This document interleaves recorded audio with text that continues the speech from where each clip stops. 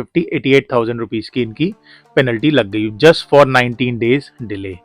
Hi friends, मैं हूं CS रजत खनेजा और लीगल इंटेलिजेंस के यूट्यूब के चैनल में आप लोगों का बहुत बहुत स्वागत है। और आज हम लोग डिस्कस करने वाले हैं एक बहुत ही इंपॉर्टेंट टॉपिक जिसका नाम है declaration for commencement of business.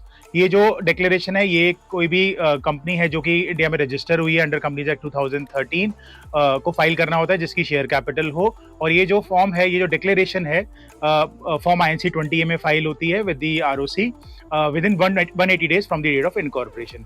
तो अगर क्या हुआ, अगर लेट्स से अगर ये फॉर्म में फाइल करने में डिले हो जाए, अगर ये डिक्लेरेशन ना फाइल की जाए तो क्या पीनल कॉन्सिक्वेंसेज होते हैं और इसके क्या प्रोविजंस हैं वो हम डिस्कस करने वाले हैं। सेक्शन 10A जो है वो इस चीज से डील करता है, कंपनीज एक्ट 2013 का।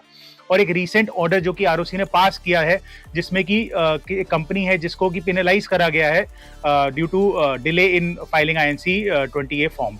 तो आइए चलिए डिस्कस करते हैं। और शुरू करने से पहले बस एक ही रिक्वेस्ट आप लोगों से हमेशा रहती है, हमारे चैनल को सब्सक्राइब जरूर करिएगा और इस वीडियो को शेयर करिएगा। कोई भी आपकी क्वेरीज हो तो आप कमेंट सेक्शन में डाल सकते हैं। I will try my level best to reply those queries on time. तो चलिए स्टार्ट करते हैं। 2019 में एक कंपनीज अमेंडमेंट ऑर्डिनेंस पास हुआ था जिसने कि एक बहुत ही इंपॉर्टेंट और क्रिटिकल रिक्वायरमेंट जो है कंपनीज एक्ट 2013 के अंदर डाल दी थी।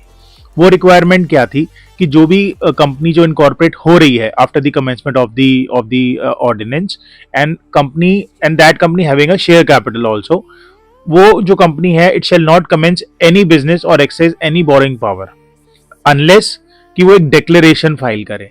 और वो डिक्लेरेशन उस कंपनी को 180 डेज के अंदर फाइल करनी है। और डिक्लेरेशन में लिखा क्या होगा, डिक्लेरेशन में ये लिखा होगा कि जो भी सब्सक्राइबर थे मेमोरेंडम के, जो कंपनी जब इनकॉर्पोरेट हो रही थी, जो सब्सक्राइबर शीट में जिनका नाम लिखा गया था और उन्होंने कुछ वैल्यू अग्री करी थी कि वो इतना पैसा जो है कंपनी में डालेंगे towards the share capital of the company, तो वो डिक्लेरेशन में ये लिखा होता है कि ये जो पैसा है जो कि सब्सक्राइबर ने अग्री किया है वो डाल दिया गया है कंपनी के बैंक अकाउंट में। और इन केस अगर ये डिक्लेरेशन फाइल नहीं होती है तो कंपनी के पास कोई भी राइट नहीं है कि वो अपना बिजनेस कमेंस करे या कोई बोरिंग पावर को एक्सरसाइज करे। और इन केस ये जो डिक्लेरेशन है 180 days from the date of incorporation of the company file नहीं होती है तो ये कॉन्ट्रावेंशन है सेक्शन 10A का। ये सेक्शन ही जो है 10A, सेक्शन 10 ही है जो कंपनीज अमेंडमेंट ऑर्डिनेंस 2019 में इंसर्ट किया गया था कंपनीज एक्ट 2013 के अंडर। और ये जो डिक्लेरेशन है ये फाइल होती है फॉर्म INC 20A में। फॉर्म INC 20A जो है वो हम डिस्कस कर लेते हैं, वो कैसा दिखता है, क्या होता है, उसमें क्या क्या डालना होता है, वो भी हम एक बार अभी डिस्कस कर लेंगे। तो ये जो रिक्वायरमेंट है बहुत ही इंपॉर्टेंट है। और इन केस अगर कंपनी ये कॉन्ट्रवेंशन करती है तो sub section 2 of section 10A के अंडर जो है पीनल प्रोविजन भी दिया गया है। और जो कॉन्ट्रावेंशन हुआ है उसके लिए जो कंपनी है और जो भी ऑफिसर इन डिफॉल्ट है उनको पेनल्टी पे करनी पड़ेगी। तो एक बार पीनल प्रोविजन जो सब सेक्शन 2 में दिया गया है सेक्शन 10A के, वो भी डिस्कस कर लेते हैं। If any default made in complying with the requirements of this section, the company shall be liable to a penalty of 50,000 rupees. मतलब 50,000 रुपए का फ्लैट जो है पेनल्टी लग जाएगी कंपनी के ऊपर। 50,000 रुपए कंपनी को देने हैं अगर कोई कॉन्ट्रावेंशन होता है सेक्शन 10A का। एंड मतलब इन एडिशन टू दिस जो भी ऑफिसर है, every officer who is in default shall be liable to a penalty of 1,000 rupees, 1,000 रुपए for each day during which such default continues but not exceeding an amount of 1 lakh rupees. इसका मतलब ये है कि जो भी ऑफिसर डिफॉल्ट में होगा उसको 1,000 रुपए की पेनल्टी लगेगी for each day of default. मतलब अगर 20 दिन का डिफॉल्ट है तो 20 into 1,000 20,000 रुपीज की पेनल्टी ऑफिसर पे लग जाएगी। और ये ईच ऑफिसर की बात कर रहा है। अगर 2 डायरेक्टर हैं, 2 या 3 डायरेक्टर या ऑफिसर्स हैं या 4 हैं तो वो इंटू नंबर ऑफ ऑफिसर हो जाएगा। और ईच ऑफिसर मतलब और but not exceeding an amount of 1 lakh rupees का मतलब ये एक ऑफिसर की जो है वो 1 लाख से ऊपर की पेनल्टी नहीं लगेगी। तो मैक्सिमम क्या है 1 लाख रुपीज का ईच ऑफिसर का, क्यूमुलेटिव नहीं है, ईच ऑफिसर का। तो ये बात ध्यान रखिएगा। और ये बहुत ही इंपॉर्टेंट सेक्शन है। ये रिक्वायरमेंट आपको फुलफिल करनी ही करनी है। अगर आप नहीं करते हैं, पहली बात तो आपका एक कॉन्ट्रावेंशन हो गया, पीनल आपका के ऊपर पेनल्टी लगाई जाएगी। और जो आप लेट से आप फाइल भी करते हैं अपना INC 20 है वो डिलेट फाइलिंग भी हो, तो डिलेट फाइलिंग और फाइन अलग है। तो फाइन भी आप देंगे, पेनल्टी भी आपको देनी पड़ जाएगी जैसे ही आप डिले कर देते हैं INC 20 फाइल करने में। और ये चीज़ आरओसी के नोटिस में आ जाती है तो आरओसी आपको एक शो कॉज नोटिस इशू कर देगा।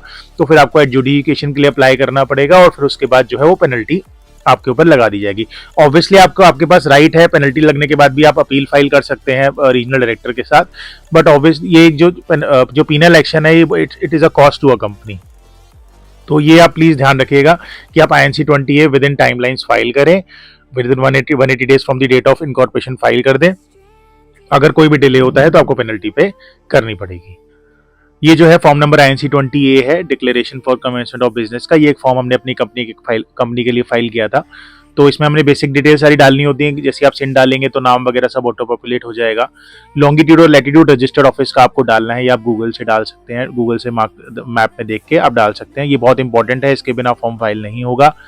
तो ये सारी आपको डिटेल डालनी होती है। अगर लेट से आपने कोई ऐसी कंपनी खोली है जो कि कोई रेगुलेटर से अप्रूवल लेना है, उसका लाइसेंस लेना है, तो वो सारी चीज़ें आपको यहाँ पे डालनी पड़ेंगी, क्योंकि ऑब्वियसली अगर आप किसी सेक्टर रेगुलेटर के अंडर आते हैं तो उनकी परमिशन के बिना आप काम स्टार्ट नहीं कर सकते। फॉर एग्जांपल इंश्योरेंस का होगा या कोई NBFC हो गई, तो आप लेट्स से NBFC के केस में अगर बैंकिंग कंपनी है तो आप RBI के लाइसेंस के बिना आप काम स्टार्ट नहीं कर सकते, तो वो आपको चाहिए होगा। और यहाँ पे आपको सब्सक्राइबर की डिटेल्स डालनी होती हैं, बैंक अकाउंट जो आपने कंपनी का खोला है उसकी डिटेल डालनी है, उसके अंदर जो पैसा जो भी सब्सक्राइबर थे उन्होंने अपना पैसा डाल दिया है कि नहीं, वो आप कितना अमाउंट डाला है वो लिखना, और कब डाला है वो भी लिखना है, डेट ऑफ रिसीट लिखनी होती है। आपको रजिस्टर्ड ऑफिस की प्रीमाइसिस का फोटो चाहिए होता है, बाहर की और अंदर एक डायरेक्टर बैठा हो, तो वो फोटो भी इसके साथ अटैच होती हैं। Bank statement as a proof आप अटैच करते हैं कि पैसा जो है सब्सक्राइबर ने डाल दिया है। ऐसी रेजोल्यूशन, जब आपका रेजोल्यूशन जो आपने पास किया होगा वो डिटेल डाल के सारी, जब ऑथराइजेशन दिया है तो वो सारी डिटेल डाल के आपको जो है INC-20A with in timeline file करना है, जो कि है 180 days from the date of incorporation of the company. तो ध्यान रखिएगा, INC-20A जो है बहुत ही इंपॉर्टेंट डिक्लेरेशन है और इसे विद इन टाइमलाइन फाइल करिएगा। इसको लाइटली मत लीजिएगा, क्योंकि एक्शन जो है अगर हो गया तो पीनल कॉन्सिक्वेंसेस बहुत ज़्यादा है। देखिए, एक रिसेंट अभी ऑर्डर पास किया है ROC ने, एक कंपनी है एम्पीरियम कंस्ट्रक्शंस प्राइवेट लिमिटेड। ये जो ऑर्डर है पब्लिकली अवेलेबल है। तो ये जो है ऑर्डर पास किया था, क्यों पास हुआ था? बिकॉज इसके अंदर इस कंपनी ने कॉन्ट्रावेंशन कर दिया था सेक्शन 10A का। वही मतलब INC-20A जो फॉर्म है वो फाइल करने में उन्होंने डिले कर दिया। इस कंपनी ने क्या किया, बेसिकली इस कंपनी ने 19 डेज का डिले जो है वो किया। 180 डेज में ना फाइल करके INC-20A थोड़ा सा डिले कर दिया। 19 डेज का देखेंगे, 19 डेज का डिले हो गया। अब 19 डेज का डिले हो गया तो जैसे हमने अभी डिस्कस किया, इसमें वही आपके 2 डायरेक्टर हैं इस कंपनी के अंदर, और कंपनी जो है 50,000 रुपये की पेनल्टी लगती है कंपनी के ऊपर। तो देखिए कैसे ROC ने जो है जो पेनल्टी उसको कैलकुलेट किया। देखिए 50,000 जो फ्लैट मैंने आपको बताया था कंपनी के ऊपर लगा दिए। 2 डायरेक्टर हैं, हरदीप सिंह और रविंदर सोन। तो इसमें देखिए 19 डेज का डिले था, 1,000 for each day, 19,000 each director. तो अगर आप देखेंगे तो इनकी पेनल्टी लगे 50,000 प्लस 19,000 प्लस 19, मतलब 38 एंड 50 88,000 रुपीज़ की इनकी पेनल्टी लग गई जस्ट फॉर 19 डेज डिले।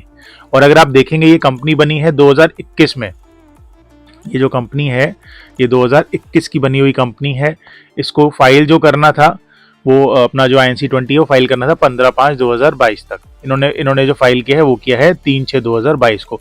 तो 2022 का जो केस है उसका जो नोटिस है वो शो कॉज नोटिस इशू हुआ है 2024 में। तो जो कंपनियां 2022 में, इनको 24 में नोटिस इशू हो रहा है।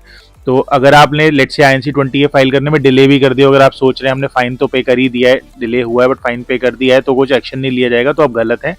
ROC आपके ऊपर एक्शन ले सकता है। बस ये है कि अभी फॉर द टाइमिंग आपका शायद जो डिले है, जो डिफॉल्ट है, वो उसके नोटिस में नहीं आया। जिस दिन ROC के नोटिस में आ जाएगा तो ROC का पूरा राइट है शो कॉज नोटिस इशू करने का और पीनल एक्शन स्टार्ट करने का। तो ध्यान रखिएगा कि ये कोई भी आप बिजनेस, आप कोई कंपनी बना रहे हैं, कोई भी कंपनी बनाने के बाद अगर आप डिले कर रहे हैं INC-20A में, तो आप ये मत सोचिएगा कि वो आपने INC-20A डिलेट फाइलिंग कर दी और फाइन पे कर दिया तो आप बच जाएंगे।